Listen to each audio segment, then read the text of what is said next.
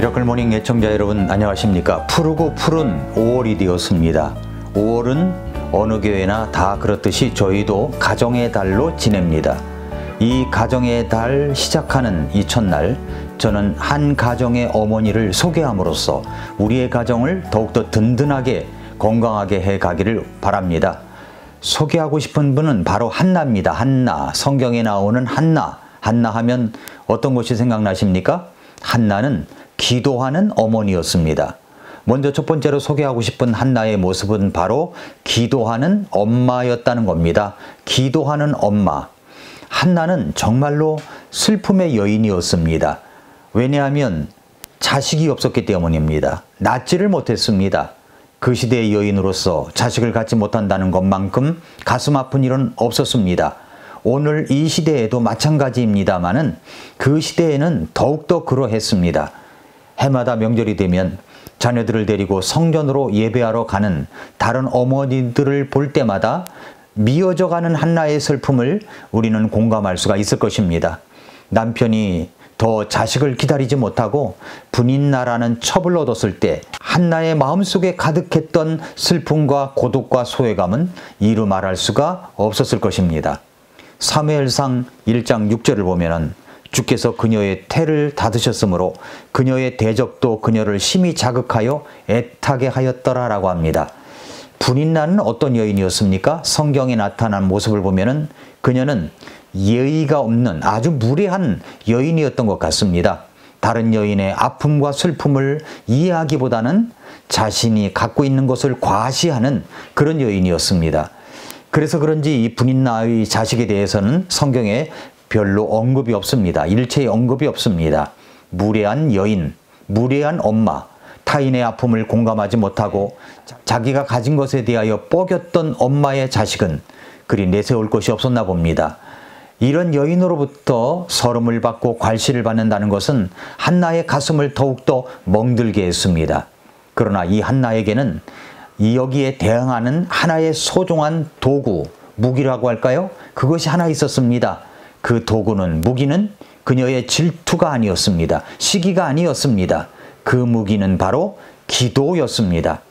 이 기도라는 무기, 이것이 이 여인을 위대하게 만드는 것입니다. 한나는 많은 교육을 받은 그런 여인이 아니었던 것 같습니다.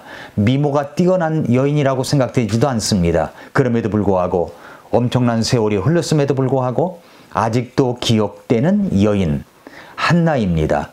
딸을 낳으면 이름을 지어주고 싶을 정도로 덕스럽고 귀감이 되는 여인 한나.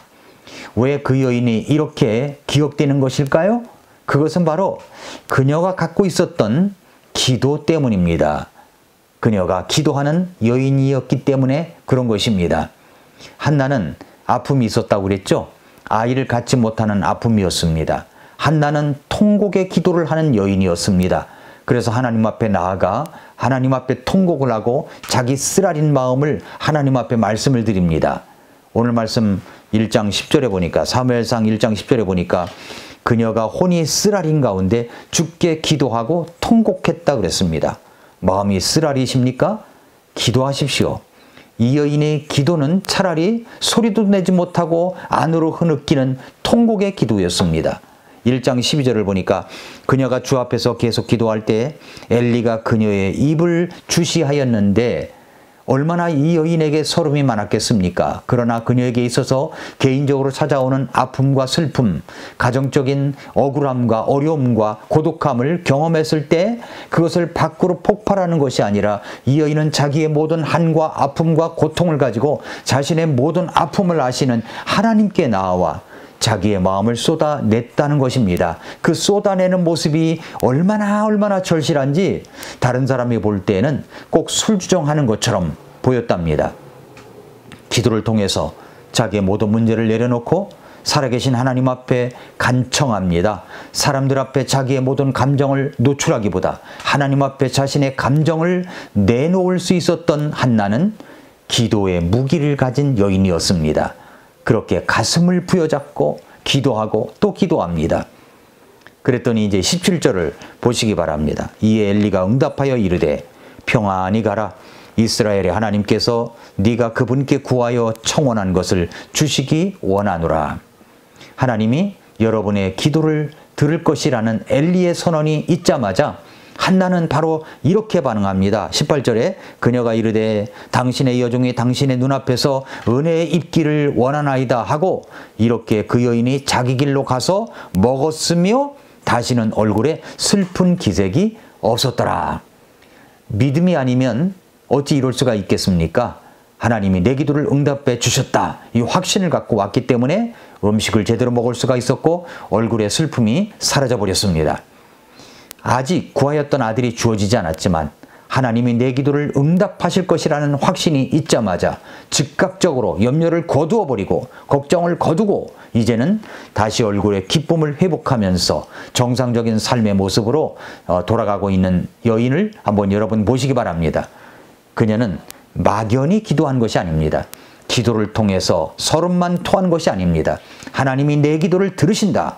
그리고 내 기도를 들으셨다는 확신의 근거 위에서 행동할 줄 알았던 진실한 기도의 여인이었습니다. 여러분은 기도를 하십니까?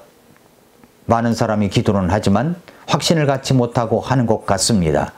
그리고 때로는 기도의 응답을 확신해도 그 확신 위에서 행동하지 못하기도 합니다. 이런 의미에서 이 여인은 완벽한 기도의 모범을 우리에게 보여주고 있는 것입니다. 한나는 자신의 마음을 하나님께 다 내드렸습니다. 마음에 있던 것을 다 토했습니다. 기도했습니다.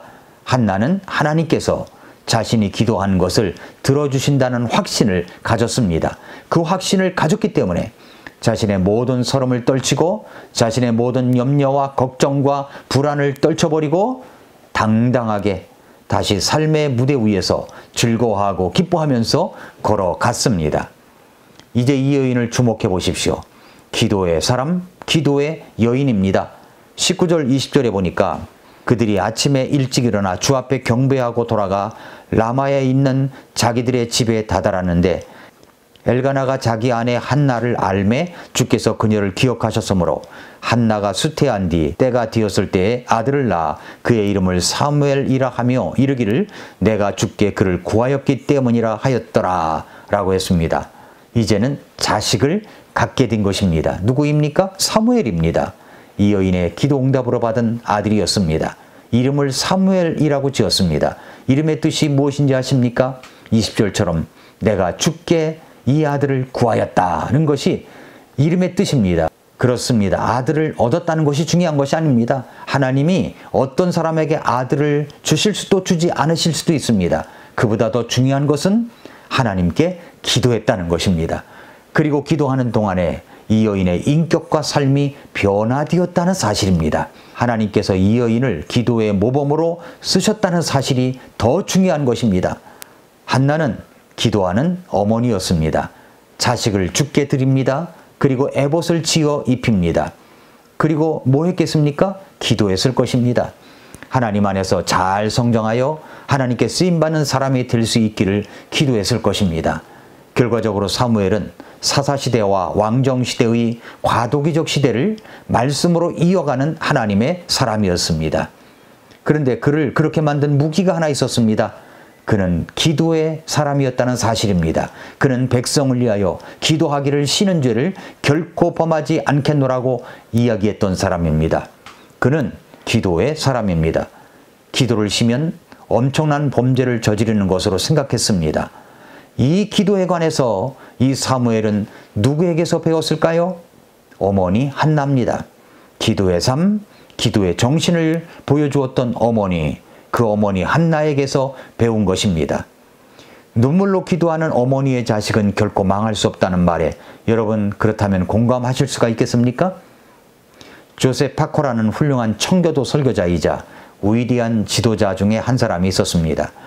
이분은 금혼식을 하게 되었을 때 많은 사람의 축하를 받으면서 이런 이야기를 했습니다. 나에게는 지금도 잊을 수 없는 사건이 하나 있습니다.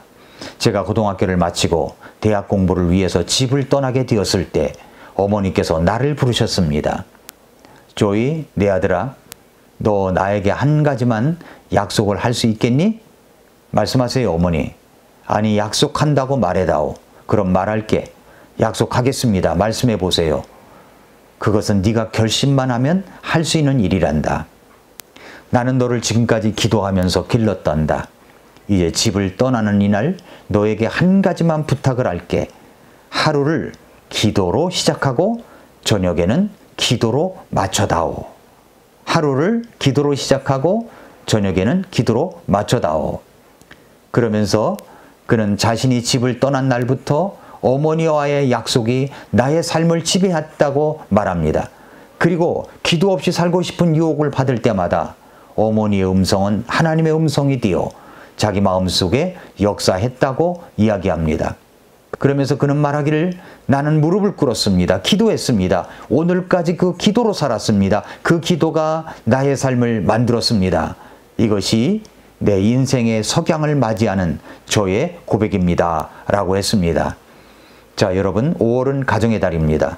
먼저 우리 엄마들부터 아빠들부터 기도로 시작하고 기도로 끝마치는 하루를 만들어 가시기 바랍니다. 우리 자녀들에게 당부하며 이야기해 주십시오. 아침에 일어나 기도로 시작하고 자기 전 기도로 하루를 마치는 자녀가 될 수 있도록 말입니다. 기도가 삶의 무기가 되어 인생을 더욱 빛나게 할 것입니다. 여러분은 기도하는 어머니입니까? 여러분은 기도하는 아버지입니까? 여러분은 기도하는 자녀입니까? 오늘도 미라클 모닝입니다.